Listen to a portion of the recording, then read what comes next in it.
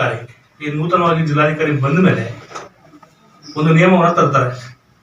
ಯಾರು ಕೂಡ ಜಿಲ್ಲಾಧಿಕಾರಿ ಕಚೇರಿ ಮುಂದೆ ಪ್ರತಿಭಟನೆಗಳನ್ನ ಮಾಡಬಾರದು, ತಮ್ಮ ಸಮಸ್ಯೆಗಳನ್ನ ಹೇಳ್ಕೋಬಹುದು. ಎಲ್ಲೋ ಒಂದ್ ಕಡೆ ಜಾಗವನ್ನ ನಿಗದಿ ಮಾಡ್ತೀವಿ, ಆ ನಿಗದಿ ಮಾಡಿದಂತ ಸ್ಥಳದಲ್ಲೇ ಪ್ರತಿಭಟನೆ ಮಾಡಬೇಕು ಅನ್ನುವಂತ ಸರ್ವಾಧಿಕಾರಿ ಧೋರಣೆಯನ್ನ ಈ ಒಂದು ಜಿಲ್ಲಾಧಿಕಾರಿ ನಿರ್ಣಯವನ್ನು ಕೈಗೊಳ್ತಾರೆ. ಇದು ವಿರುದ್ಧವಾಗಿ ಕಳೆದ 3-4 ಸಾರಿ ಪ್ರತಿಭಟನೆಗಳನ್ನ ಮಾಡಿದ್ದೀವಿ. ಆದರೂ ಕೂಡ ಪೊಲೀಸರನ್ನ ಬಳಸಿಕೊಂಡು ದೌರ್ಜನ್ಯದಿಂದ ಜಿಲ್ಲಾಧಿಕಾರಿ ಬಹಳ ದುರಂಕಾರ ವರ್ತನೆಯನ್ನ ಖಂಡಿಸಿ ಇದೇ 6ನೇ ತಾರೀಕು ಜನವರಿ 6ನೇ ತಾರೀಕು ಬೃಹತ್ ಪ್ರತಿಭಟನೆಯನ್ನ ಜಿಲ್ಲಾಧಿಕಾರಿ ವಿರುದ್ಧ ಕೈಗೊಳ್ಳಬೇಕು ಅಂತ ಹೇಳಿ ಜಿಲ್ಲಾಧಿಕಾರಿ ಹಾಗೂ ಜಿಲ್ಲಾ ಉಸ್ತುವಾರಿ ಸಚಿವರು ಇವರಿಬ್ಬರ ವಿರುದ್ಧನೂ ಕೂಡ ಈ ಒಂದು ಚಳುವಳಿಯನ್ನ ಕೈಗೆತ್ತಿಕೋಬೇಕು ಅಂತ ಹೇಳಿ ನಾವು ಇವತ್ತು ಪತ್ರಿಕಾಗೋಷ್ಠಿಯನ್ನು ಕರೆದಿದ್ದೀವಿ. ಈ ಒಂದು ಕಾರ್ಯಕ್ರಮಕ್ಕೆ ಪ್ರಮುಖವಾಗಿ ರಾಜ್ಯದ ಅಧ್ಯಕ್ಷರು ಹಾಗೂ ಮೈಸೂರು ವಿಭಾಗೀಯ ಸಂಘಟನೆ ಮತ್ತೆ ಬೆಂಗಳೂರು ವಿಭಾಗೀಯ 2 ವಿಭಾಗೀಯ ಮಟ್ಟದ ಎಲ್ಲ ಜಿಲ್ಲೆಗಳ ಹೋರಾಟಗಾರರು ಕೂಡ ಪ್ರಮುಖರು ಕೂಡ ಭಾಗವಹಿಸ್ತಾ ಇದ್ದಾರೆ. ಹಾಗಾಗಿ ಹೆಚ್ಚಿನ ಸಂಖ್ಯೆಯಲ್ಲಿ ನಮ್ಮ ಜಿಲ್ಲೆಯ ಎಲ್ಲ ರೈತರು ಎಲ್ಲ ಮತ್ತೆ ಪ್ರಗತಿಪರ ಎಲ್ಲ ಸಂಘಟನೆಗಳಿದ್ದಾವೆ. ಎಲ್ಲರೂ ಕೂಡ ಕೈ ಜೋಡಿಸಿ ಬಹಳ ದೊಡ್ಡ ಮಟ್ಟದ ಒಂದು ಚಳುವಳಿಯನ್ನ ಮಾಡಬೇಕು. ಮತ್ತೆ ಇಲ್ಲಿ ಬಿಸಿಗೆ ಒಂದು ಬುದ್ಧಿ ಕಲಿಸುವಂತ ಕೆಲಸವನ್ನು ಮಾಡಬೇಕು. ಮತ್ತೆ ಈತ ಎಲ್ಲೇ ಹೋದ್ರು ಕೂಡ ರೈತರು ಮತ್ತೆ ಸಮಸ್ಯೆಗಳು ಹೇಳ್ಕೊ ಬರ್ತಕ್ಕಂಥವ್ರಿಗೆ ಯಾವ ರೀತಿ ಗೌರವ ಕೊಡಬೇಕು ಅನ್ನೋದನ್ನ ನಾವು ರಾಮನಗರದಲ್ಲಿ ಕಲಿಸಿ ಇದನ್ನ ಮುಂದಕ್ಕೆ ಕಳಿಸ್ಬೇಕು ಅನ್ನೋದು ನಮ್ಮ ಮೊದಲ ಬೇಡಿಕೆ. ಜೊತೆಗೆ ಈ ಜಿಲ್ಲಾಧಿಕಾರಿ ಬಂದ ನಂತರ ಇದುವರೆಗೂ ಕೂಡ ಯಾವ ರೈತರನ್ನಾಗ್ಲಿ ಬೇರೆ ಯಾವ ಸಂಘಟನೆಗಳನ್ನು ಕರೆದು ಒಂದು ಸೌಹಾರ್ದತೆಗೂ ಸಭೆ ಕೂಡ ನಡೆಸಿಲ್ಲ.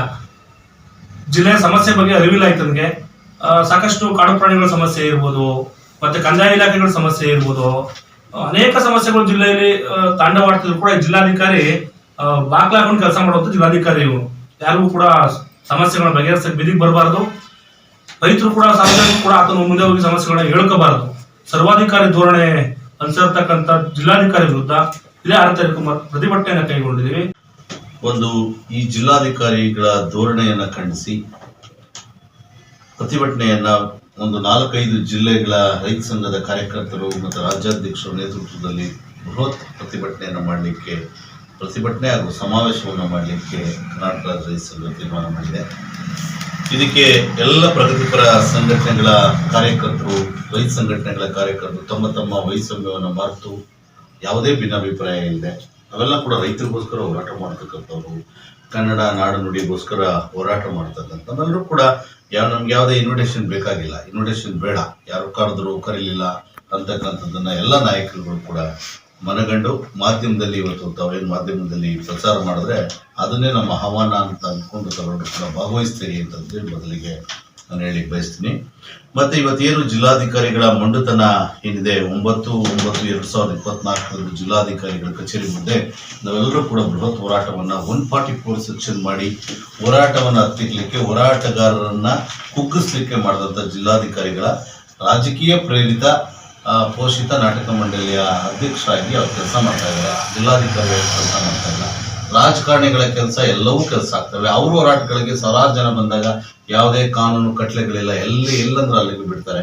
ನಮ್ಮ ರೈತರಾಗ್ಲಿ, ನಮ್ಮ ಕನ್ನಡ ಪರ ಹೋರಾಟಗಾರರಾಗ್ಲಿ ನಾವೆಲ್ಲ ಹೋದಾದ ಸಂದರ್ಭದಲ್ಲಿ ಈ 144 ಹಾಕಿ ನಮ್ಮ ಹೋರಾಟಗಾರರಿಗೆ ಅವಮಾನ ಮಾಡಿದ್ದಾರೆ. ಆ ಕಾರಣದಿಂದ ಒಂದು ಜಿಲ್ಲಾಧಿಕಾರಿಗಳು ಮತ್ತೆ ಹಲವಾರು 100 ಸಮಸ್ಯೆಗಳು ದಿನನಿತ್ಯನೂ ಕೂಡ ರೈತರುಗಳು ಸುತ್ತಿ ಸುತ್ತಿ ಸುತ್ತಿ ತಾಲೂಕು ಕಚೇರಿಗಳಿಗೆ, ಜಿಲ್ಲಾಧಿಕಾರಿಗಳ ಕಚೇರಿಗಳಿಗೆ ಅವರ ಚಪ್ಪಲಿ ಸಮುದಾಯಿದ್ದಾವೆ.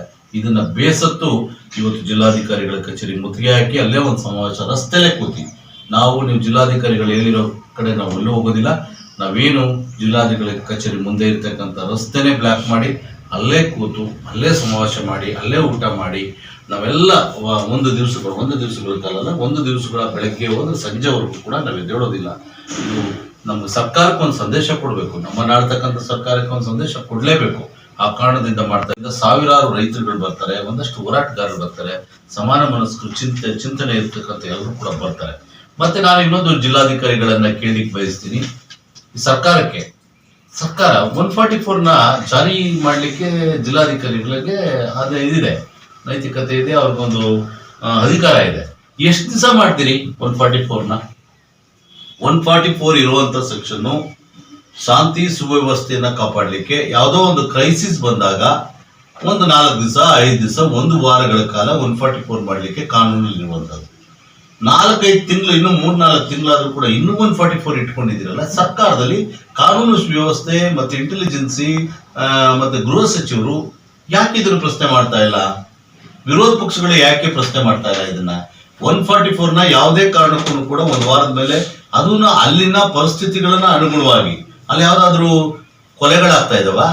ಯಾರಾದ್ರೂ ಲಕ್ಷಾಂತರ ಜನ ಬಂದು DC ಅವ್ರನ್ನ ಬಡಿತಾ ಇದಾರ? ಯಾರು ಅಧಿಕಾರಿಗಳು ಹೊಡಿತಾ ಇದಾವ? ನಾವು ನಮ್ಮ ಶಾಂತಿಯುತ ಪ್ರತಿಭಟನೆ ಮಾಡ್ತೀವಿ ಅನ್ನೋದಕ್ಕೆ ಹತ್ತಿಕ್ಲಿಕ್ಕೆ 144 ಹಾಕಿರುವಂತದ್ದು ಅವೈಜ್ಞಾನಿಕ.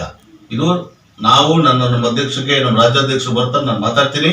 ನಮ್ಮ ಮಲ್ಲಯ್ಯನವರು ಕೂಡ ನಮ್ಮ ವಿಭಾಗೀಯ ಉಪಾಧ್ಯಕ್ಷರಿದ್ದಾರೆ, ಅವ್ರ ನಾವೆಲ್ಲ ನೇತೃತ್ವದಲ್ಲಿ ರಾಜ್ಯಪಾಲರಿಗೆ ಇದು ನಿಯೋಗವಾಗಿ ನಾವು ಕೊಡ್ಲೇಬೇಕಾಗುತ್ತೆ.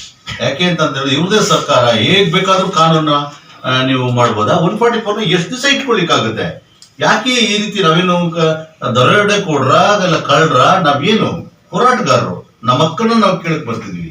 ಮತ್ತೆ ಅವತ್ತು ನಾವು ಹೋರಾಟ ಮಾಡ್ತಿದ್ದಂತ ಸಂದರ್ಭದಲ್ಲಿ ಪೊಲೀಸ್ ಅಧಿಕಾರಿ ಉದ್ದಟತನದಿಂದ ನಮ್ಮ ರಾಜ್ಯಾಧ್ಯಕ್ಷರಾದಂತ ಚಾಮರಾಜ ಪಾಟೀಲ್ ಅವ್ರಿಗೆ, ಅವ್ರು ಏಕವಚನದಲ್ಲಿ ಮಾತಾಡಿದಂಥದ್ದು, ನಾಗೇಂದ್ರ ಅವ್ರಿಗೆ, ಚಾಮರಾಜ ಪಾಟೀಲ್ರು ಮತ್ತೆ ನಾಗೇಂದ್ರ ಅವ್ರಿಗೆ, ಅವ್ರ ಗೌರವಾಧ್ಯಕ್ಷರು, ರಾಜ್ಯಾಧ್ಯಕ್ಷರಿಗೆ ಅವರು ಅವಮಾನ ಮಾಡಿದಂತ ಪ್ರಸಂಗಗಳನ್ನ ಇಟ್ಕೊಂಡು ಆ ಅಧಿಕಾರಿಗಳ ಮೇಲೂ ಕೂಡ ಶಿಸ್ತು ಕ್ರಮ ಕೈಗೊಳ್ಳಬೇಕು ಅಂತ ಹೇಳಿ ಹಲವಾರು ಸಮಸ್ಯೆಗಳನ್ನು ಎತ್ಕೊಂಡು ನಾವು ಇಟ್ಕೊಂಡಿದ್ವಿ. ಅದಕ್ಕೆ ತಮ್ಮ ಮಾಧ್ಯಮ ಪ್ರಚಾರವನ್ನು ಮಾಡಿ ಸಾವಿರಾರು ರೈತರುಗಳು ಬರೋ ರೀತಿ, ಅವ್ರಿಗೆಲ್ಲ ಗೊತ್ತಾಗೋ ರೀತಿ, ಹೋರಾಟಗಾರರು ಬರೋ ರೀತಿ ಮಾಡಬೇಕು ಅಂತ ನಿಮ್ಮಲ್ಲಿ ಕೇಳ್ಕೊಂಡು